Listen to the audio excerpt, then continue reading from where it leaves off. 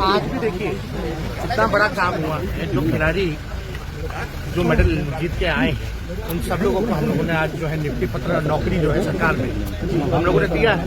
तो हम लोग तो जो कमिटमेंट कर रहे हैं उसको पूरा कर रहे हैं और आने वाले जो 12 तारीख को आपको भी पता है लाखों के तादाद में जो है जो नवनियुक्त जो शिक्षक होंगे सेकेंड फेज का, इससे पहले तो 1,20,000 के करीब हम लोगों ने दिया, इस बार फिर 1 लाख से ऊपर हम लोग दे रहे हैं।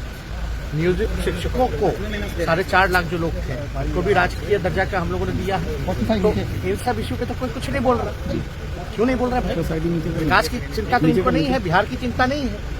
एक एक काम हम लोग कर रहे हैं, नौकरी बांट रहे हैं, जिस कमिटमेंट के साथ हम लोग आ रहे हैं, इस काम पे बहस होना चाहिए।